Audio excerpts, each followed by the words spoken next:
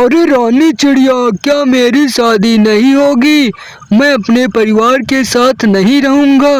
मेरी भी इच्छा कि मैं शादी कर लूँ और अपने बच्चों के साथ खेलूं कूदूं। अरे तुमसे शादी कौन करेगा? तुम तो बहुत काले कलूटे हो और तुम्हारी तो शादी कभी नहीं हो सकती। कालू कलूटे की शादी कभी नहीं होगी। यह सा क्यों कहती हो चिड़िया रानी? मैं तुम्हारे साथ नहीं रहूँगा। तुम हमेशा मुझे तुम कालू कालू कहती हो।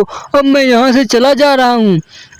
यह कहकर कौवा उड़ता हुआ उनके पास से निकल जाता है और वह जंगलों में उड़ते उड़ते और वह जंगलों के पास उल्लू के पास जाकर पहुंच जाता है। अरे क्या बात है, कौवे बड़े सुबह सुबह मेरे पास आ गए। क्या बात है, कोई परेशानी या दिक्कत हो गई? अरे भैया, मेरी शादी होनी है और मैं भी शादी करना चाहता हूँ। क्या मेरी शादी नहीं होगी? रानी चिड़िया मुझे काला कलूटा कह रही थी मेरी शादी नहीं होगी। अरे क्यों नहीं, तुम्हारी शादी जरूर होगी, लेकिन मुझे बड़ी भूख लगी है। मेरे लिए कुछ खाने के लिए लेके आओ, तब मैं शादी कराऊंगा। यह का सुनकर कौवा उल्लू के लिए खाने के लिए कुछ अनाज अपने पैरों में फंसाकर उड़ते हुए उल्लू के पास लेकर जाने लगता है और उल्लू के पास जाकर वह अनाज उसके पास रख देता है। इसके बाद उल्लू बहुत जल्दी जल्दी से सारा अनाज खाकर खत्म कर देता है। अरे भैया उल्लू, मैंने तुम्हारी भूख मिटाई, अब मेरी शादी कराओगे? अरे भैया, तुम तो इतने काले कलूटे हो, तुम्हारी शादी कभी नहीं होगी। मैंने तुम्हें मूर्ख बनाकर अपना भोजन ग्रहण किया, तुम्हारी शादी कभी नहीं होगी।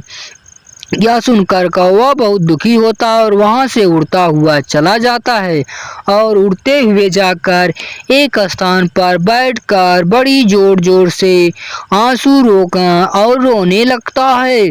तभी वहां से कौवे रानी उड़ती हुई आ जाती है। अरे क्या बात है कौवे, तुम क्यों रो रहे हो? क्या हुआ? तुम्हें किसी पक्षी ने कुछ कहा?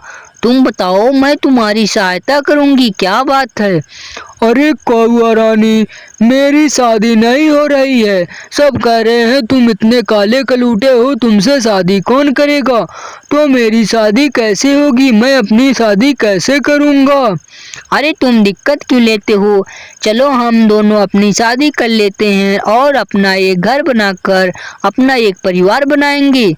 यह कहकर कौआ रानी और कौवा भैया दोनों आपस में शादी कर लेते हैं और दोनों प्रेम से और प्यार से रहने लगते हैं एक साथ।